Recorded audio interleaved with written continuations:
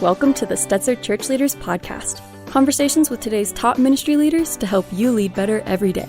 And now, podcasting from the Wheaton College Billy Graham Center in Chicagoland, here are your hosts, Ed Stetzer and Daniel Yang. Welcome to the Stetzer Church Leaders Podcast, where we're helping Christian leaders navigate and lead through the cultural issues of our day. My name's Daniel Yang, the director of the Send Institute, and we're excited to have with us today Mark Mittelberg. Mark is a best-selling author and an international speaker. Yes.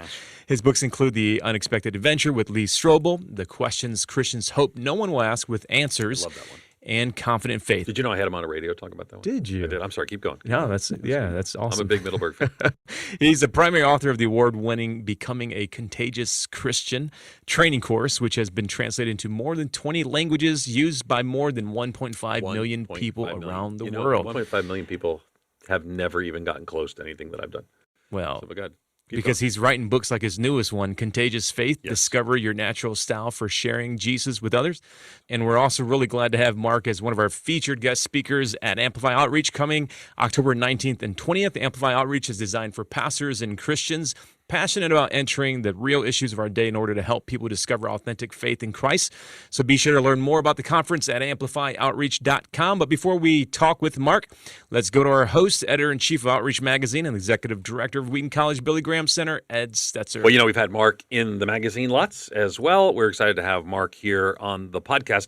One of the things that I love about, there's many things I love about Mark Mittelberg. In fact, one of the things is during the height of the pandemic, he would sit outside in like 25-degree weather because my wife didn't want me to go inside restaurants at a certain point. So we went to this restaurant and sat out. We were like when we walked in, the server was like, "You want to sit outside?" It was a little awkward moment. So there's that. But also, too, that Mark Mittelberg has been talking about evangelism for decades. And I would say I'm a little frustrated when he was talking about it. It was more popular than when he's talking about it now. But Mark's not done. And we are a part of a tribe together that are really seeking to make an evangelism focus important again. And so and again, we're very excited. His new book is out, and we're going to talk some about that. He's also got a video training course that accompanies that. You can find all that in the show notes. So, Mark, you got the book. It's called Contagious Faith. Why did you write it? What needs is it meeting? Tell us about your passion here for evangelism. Well, first, thanks so much, Ed and Daniel. It's great to be with you guys and just love what you guys do and love partnering with you for the cause of the gospel and evangelism. And that, as you said, Ed, that's what I'm about. By God's grace, I was reached when I was 19, and God just kind of infused a passion in me to share that with as many people as possible. And I've been, trying to innovate and practice that and do whatever I can to not only reach people, but to equip others. And I think that's my main calling, is to equip other believers who, like me, are afraid of evangelism. Yeah. I talk about this in the new book, but I was someone who avoided evangelism. I did kind of unwittingly sign up for a summer of serving a church over in England, in London, South London, and spent the whole summer. What I discovered when I got there is we're knocking on doors, and I said to the team captain, I said, all day? He goes, all summer. And he was all excited, like, this is going to be great. And I'm thinking, that doesn't sound great to me, but I do love Jesus. And so I'll love this. And I got through it, but it was not my approach. It was not my style. When I was done, you can tell me the percentage, Ed, but like so many Christians, I just said, evangelism's not my deal. And I essentially wrote it off. And then I came back and I discovered evangelism doesn't have to necessarily look like that. And by the way, I'm all for some people doing that, just not me. But I discovered my own style of evangelism, and that unlocked for me a vision to help millions of other Christians learn how to unlock their style and to get involved, to infectiously or contagiously share their faith with the people around them. Yeah. So we, when we were out in Denver, had the freezing cold breakfast, but we did the radio show at Stetzer Live there and talked a little bit about this. And it does seem that in the church, a passion for reaching people goes in waves. As a matter of fact, there are people right now who are like 5 minutes into the podcast, like, I'm not sure I want to listen to this episode because I don't have the gift of evangelism, which again, we can talk about that since I don't think there is a gift of evangelism. But I talked to Tim Keller about this a couple of years ago, and he had the same idea of a cycle. He said, I think we're at a low point, he said a few years ago, of evangelism. But I'm a little bit encouraged because, I mean, you've got a new book coming out, and there's 4 or 5 others. Because 5 years ago, my agent told me that an editor wouldn't publish a book with the word evangelism in the title. And now, and again, yours doesn't have the word evangelism in the title, which is fine. But it's part of the focus. Thinly disguised. Yeah, exactly. But the point is, are we turning a corner that people are going to care about sharing the gospel again? I mean, I know you want that, but do you see that yet, or are we still pushing this rock uphill and we got a lot of work to do, or maybe it's both? I don't know. Yeah, I think it's both. I think, yes, I think we're starting to turn a corner again. But I think we got a long way to go. Part of what I think has helped, it's one of those Romans 8:28 things. God uses bad things for good. I think the pandemic has helped wake up the church some to the fact that, number one, we have become way too program centered, too reliant on the weekly event at the church or large events and so forth, when really the backbone of all evangelism is always people talking to friends, people talking to other people around them. And I love a synergy between personal evangelism and larger corporate events. And I think that's biblical. But I think the lockdowns showed us that our approach to evangelism that had developed in the evangelical church was very vulnerable to things like pandemics and very locked down. And I think we need to unleash the ordinary Christians like us to share their faith. And I think a lot of church leaders are seeing and are ready for that. And I think the culture is more ready because so many people have died and gotten sick, and they're still getting sick around them. Almost everyone's lost someone. And I think that wakes us up to the reality of heaven, the reality of, eternity, the reality of God's judgment. And I think it's a moment in the culture that we can seize as believers, and especially as church leaders and ministry leaders, to train our people and unleash them to share the good news. Yeah, Mark, earlier when you shared a story about, just kind of your entry into becoming more effective and active as an evangelist, I really related to that because when I was a university student at University of Michigan, I was a part of campus ministry, and we would go door to door on dormitories, and that's how we would share Jesus with people. And I was just deathly afraid. Really? Yeah, and because sometimes they would be drunk frat guys, and we'd get yelled at and all that. But I was very passionate about wanting to learn. And then I saw the guys that were in the student square, and they were preaching hellfire and brimstone, and you just realize that there's no one way to do it. And your book talks about that. You describe 5 styles that people can adopt when sharing their faith with others. Right. Can you talk about those 5 styles briefly? Yeah, and let me just say broadly first, this is what gives me such confidence to talk to Christians and especially pastors and church leaders to say, this can unlock your congregation, because we're not going to try to get them all to do the same thing. In fact, we're going to try to get them to innovate and do things that are congruent with who God made them to be. And again, Can I just interrupt for a second? Congruent with who God made them to be. This is why it's Mark Mittelberg. Yeah. There are phrases like that. Yeah. I'm just saying. Really good. I'm just saying. I love that. By the way, just for the record, I like knocking on doors.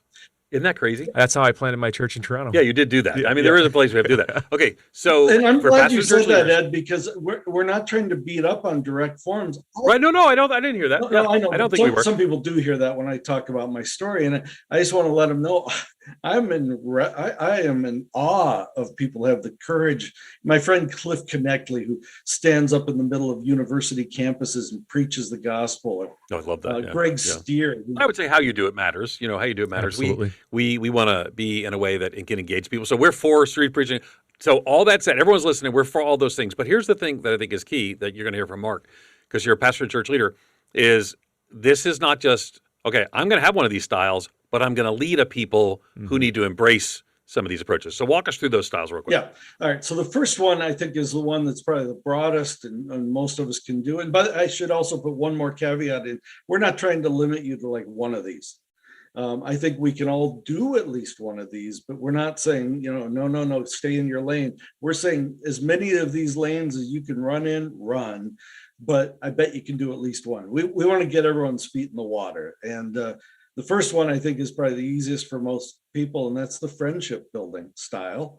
Highly relational. It's about people. It's about hospitality, hanging out in coffee shops or pizza places or having people into your home, building a friendship, but not just hanging out, building trust, building rapport, and then gently leading into spiritual matters so that you can talk about your faith. And most people are open to a friendship, and friends listen to friends. Jesus was a friend of sinners. So that's the first one. And I should add, we have a bunch of practical tips of how to build those relationships, how to start the spiritual conversations and so on. And we do that on all of these in the book, Contagious Faith. The second one is the selfless serving. And this is the one that we see an example in scripture, the woman named Tabitha in Acts chapter 9, who made clothing for people in need. And she was kind of a first century Mother Teresa. And God used her service to open up their hearts. And I think people said, anyone who loves me like this, is a good example. There must be a loving God. And it caused their heads to turn heavenward. And God used her service in a powerful way. And some of our listeners right now are going, okay, this is me. I don't want a stage. I don't want a spotlight, but I'll stitch some clothing, or I'll, feed some people, or I'll help build some homes, or just help take care of my neighbor's kids, or whatever it is. Selfless serving and here's what I love about this one. It reaches the hardest to reach people because lovingly serving someone in a way that is selfless helps bring down the wall between them and God, them and the church, them and you. So that's the second one. Should I keep going? Yeah, please. All right. Third one is the story sharing. And this is the one that speaks out of our experience, out of our story, our testimony. And, the person who has this one tends to just talk about what God did in their life and what he could do for their friend in their life. Our example in the Bible is the blind man in John chapter 9. Jesus healed this guy. He barely had a chance to blink. He just got his sight, and he finds himself on trial for his faith. And these religious leaders are pressing him for, who did this and by what authority and all this. And he gets kind of fed up. I love it. He just kind of goes, look, I don't know. Here's what I know. I used to be blind. Now I can see. Deal with it. This is my experience. And those of you with this style, people are interested in your life. When you tell stories about the weekend or what you did last summer, people want to know. Well, now we're encouraging you to learn how to talk not just about those things, but about the spiritual side of your life, what you're learning, how you're growing. And exhibit A on that one is my buddy Lee Strobel, who, anytime he speaks or you read his books, it flows out of his experience. I was a skeptic, I was an atheist, and so on. And God uses that story in a powerful way, but he can use all of our stories. Yeah, but he did get a movie, so his story. And I say that in the book. I said, look, if you have a really ordinary story, you'll relate to really ordinary people, which Lee isn't, right? So, yes. But and I say, they're not making movies about my life, and probably not about your life yet. Yeah. You're not over yet. Yeah, give them time, right? Give them about 1,000 years. But I was a church kid that wavered through high school. I mean, it's nothing exciting or dramatic, but there's a whole lot of church kids that wavered through high school or through some point in their life. And so God will use my ordinary story just as he uses, Lee's extraordinary story and a lot of others. So that's the third one. The fourth one is the reason giving style, which, by the way, is the best of the 5 styles. I should just mention that. Yes, I can't imagine why we would think that. By the way, this is my style as well. Yes, exactly.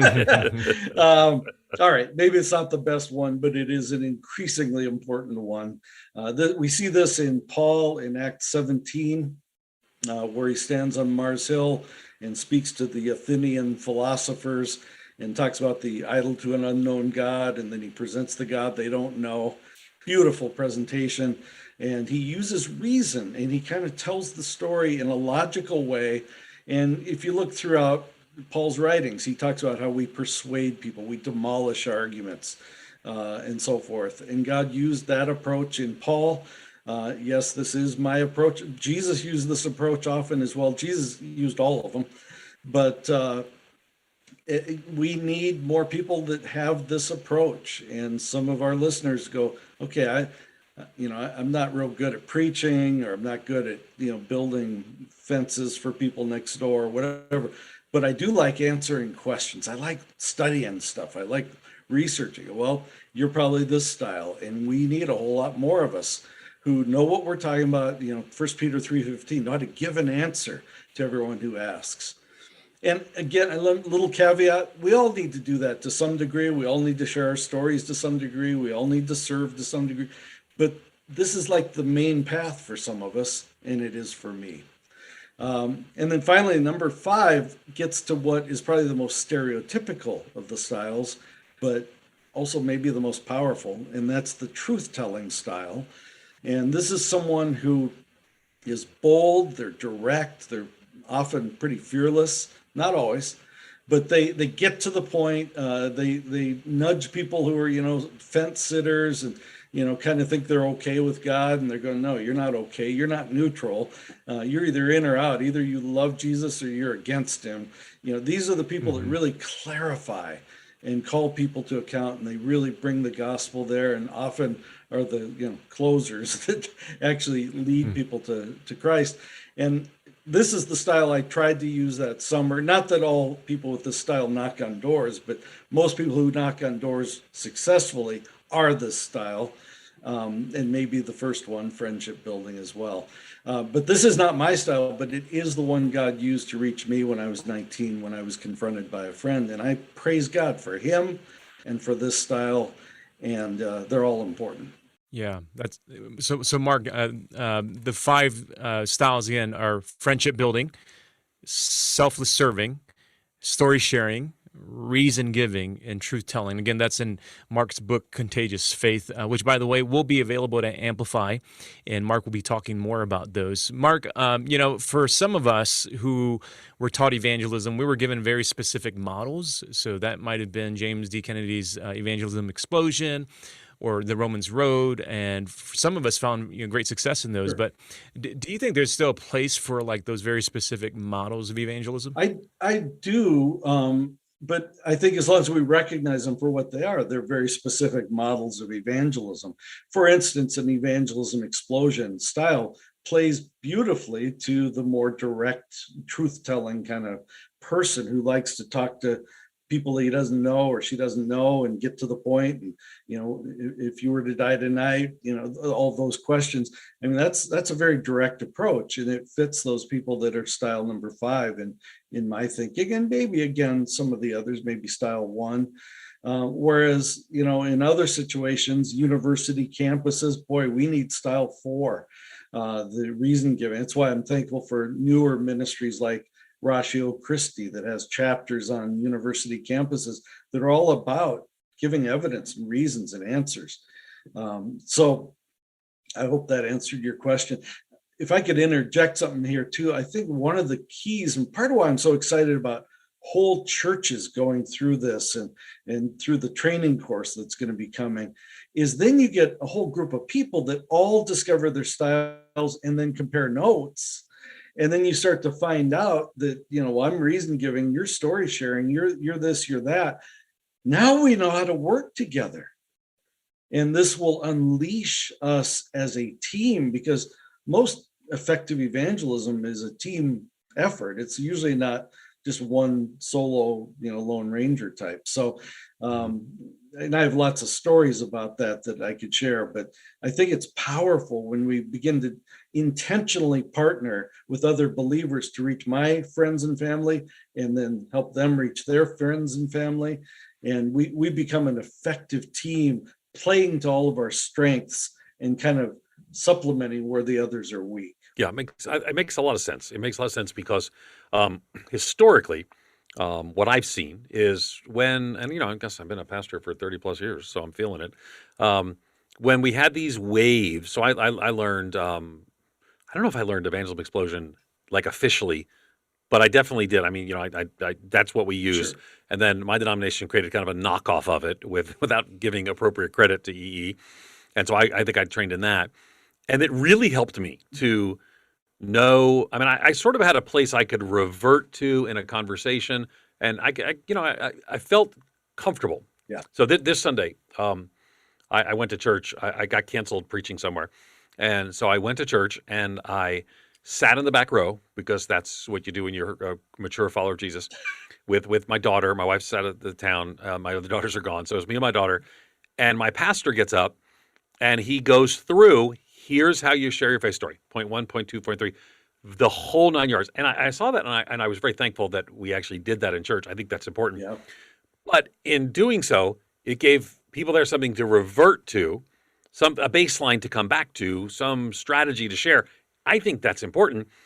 But then the starting place, when I read, I'm an endorser on the book, so you'll see that when it comes out. So I appreciate well, glad to do it when it is out. So, but for me, I kind of saw a lot of missiology in your evangelism. In other words, if evangelism is telling people about Jesus, missiology is understanding them before you tell them. Yeah.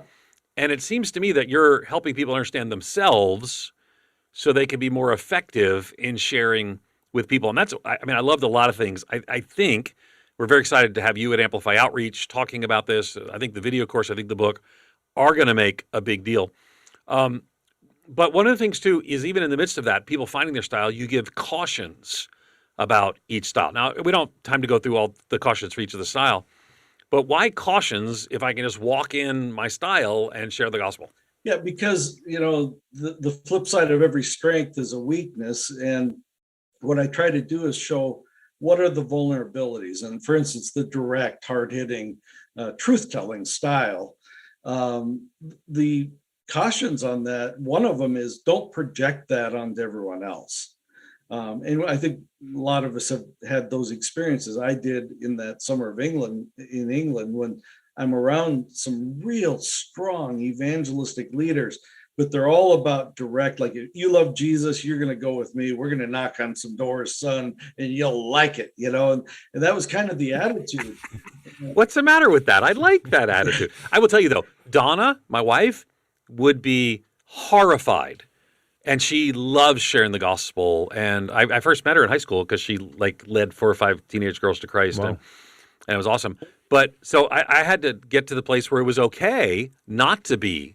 But I like to sell things. I'm a woo. Is that the thing? The woo or whatever it is. I relate to Donna because I was horrified all summer. But and it's funny because I'm an extrovert. I'm a people person, but I don't want to impose on strangers. And not that that's what it is, but it felt that way to me. And so Going back to the cautions, one of the cautions, and this could be for any of them, but it's especially for the truth-telling direct one. And that is, don't force your style or impose it on the people in your church or the people you influence, as if you really love Jesus, you'd do what I do. And by the way, I've been in more apologetics kinds of circles. And I'm thinking of one church that I know of that's highly apologetics oriented, and they have the same danger with that one to kind of make everyone, if you don't love reading Immanuel Kant and Pascal and William Lane Craig and so forth, you may not quite have your. I love the fact that William Lane Craig was with Pascal. He's maybe one day. But fair enough. He's better than those other guys, but anyway. He's better, exactly. Well, we like him, so we know him. So that makes, I think, a more of a different thing.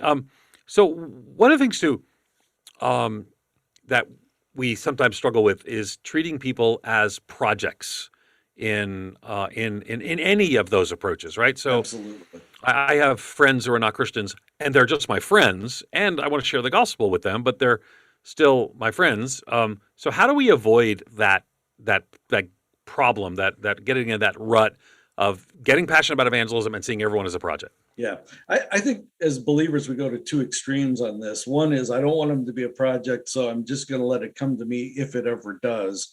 And as we all know, if you don't bring it up, if you're not intentional, it probably won't come up.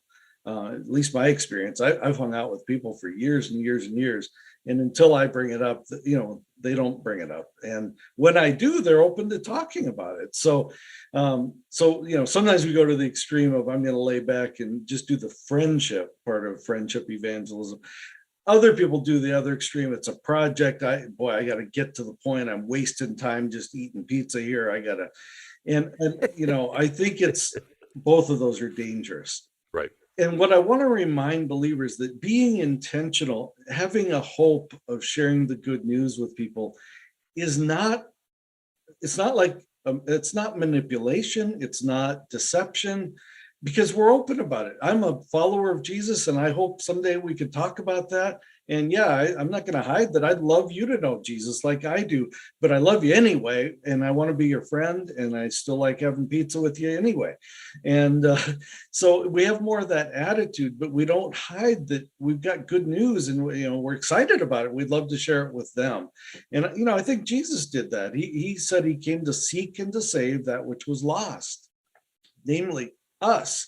And so he was the most loving person that ever walked the planet, yet he came on a mission to share the good news with us. So I think we're being very Jesus-like when we do that. But I will add, a lot of people in churches need to be told and reminded that it's not an either or, it's a both and, to love them as friends and to share, and to accept them as who they are, but to also share with them who they could become in Christ. Yeah, I think for a lot of people, their faith doesn't become contagious because there's a perceived lack of confidence. There's fear. And Mark, I'm just curious. I mean, can you speak to help people understand why they might have those fears with sharing their faith? Because, for instance, I think a lot of people just naturally are afraid that they might get rejected. Yeah. They're afraid that they might say something wrong. But that fear is coming from a certain place, and I wonder, help us unpack that, and maybe what are some scriptures that might help us to address those fears? Yeah, boy, good questions. I think one of the biggest fears is that I'm afraid to bring it up because I don't know what to say. I'm not prepared. I haven't, been equipped and so forth. And I think that's a well-founded fear because a lot of us haven't gotten ready. It's like saying, some teams out on the field playing football and you're you're the quarterback or you're the receiver, and you go, well, I don't even know the plays. I don't know. And besides that, I haven't ran in 4 years. Well, those are well-founded fears. We need to do some training. We need to get prepared. And so that's why in the Contagious Faith book, every one of the chapters on the styles has related key skills that I talk about that we can identify and work on.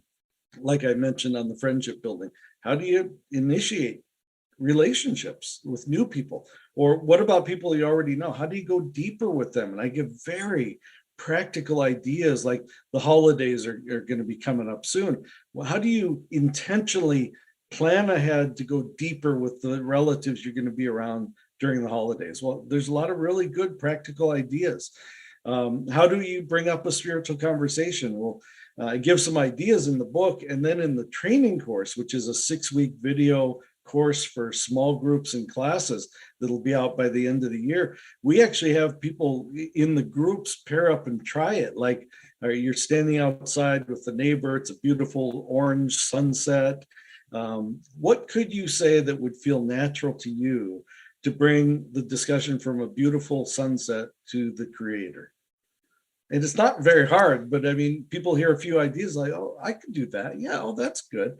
How do you move from the NFL game to talking about spiritual matters? Well, we practice that. We give some ideas. So I think that a lot of what helps remove fear is preparation. I went down to get the mail. I actually was still finishing the book. The story is in the Contagious Faith book, but I went down to get the mail, in my sweats, and I'm not thinking I'm thinking about finishing my book. But the mail lady comes up, and I've had periodic conversations with her, but she looks at me, she goes, "Hey, Mark, I got a question for you." And I'm going, okay, great. What is it? I'm saying a quick prayer, Lord, give me wisdom. She goes, how do you know when you've done enough to be good with God? And I'm thinking, I've got 90 seconds to give her an answer because she's on her mail route. And by the way, in the middle of the 90 seconds, she gets a call on her cell phone. I mean, it was very quick hit. And I was glad I had an illustration. I just said, well, how do you know when you've done enough? You really can't. In fact, religion is trying to do enough good things. The Bible says you can never do enough. But here's the good news. Jesus has done it for us. He died to pay he lived the perfect life and died to pay the penalty for our sins. He rose to give us life. And if we trust in what he's done, then, we can know that we're right with God. And she's going, oh, that's good. I think I'll work harder on that. And I'm going, no. Working harder is like doing more. And she goes, oh, I'll think about it. I got to go. Guess what? She's a Christian already. Not just because of that one conversation, but she has now come to faith. And it's multiple quick hits like that. And not just for me, there were other people in her life, but having little illustrations, having thought these things through, having done some preparation helps you feel more confident and kind of overcome that. Great. Thanks for sharing that. And maybe I could just add a PS to that. You never fully ever eliminate all fear. I think part of why we feel concerned is we want to do it right. We know that the stakes are high. Some of that's natural, and you just kind of have to go through it. And I give practical advice on that. 4 parts. I say, take a deep breath, say a quick prayer, open your mouth and blurt it out. There's a point where you go, should I or shouldn't I? Yes, you should. Take a breath. Lord, help me. Here I go. And then you say something. And sometimes what you say, you go, that was dumb. And God uses it anyway. Mark, thanks so much for that. Great reminder for all of us to be prepared, and that helps us to overcome the fear. We've been talking to Mark Mittelberg. Be sure to check out his new book, Contagious Faith. Thanks again for listening to the Stetzer Church Leaders podcast. You can find more interviews as well as other great content for ministry leaders at ChurchLeaders.com. And don't forget to check out the Amplify Outreach Conference at AmplifyOutreach.com. And if you found our conversation helpful today, we'd love for you to take a few moments, go over to iTunes, leave us a review. That'll help other leaders find us more easily. And you can find this podcast as well as other great Christian podcasts on the Faith Play app, available for both Apple and Android. Thanks for joining us. We'll see you in the next episode.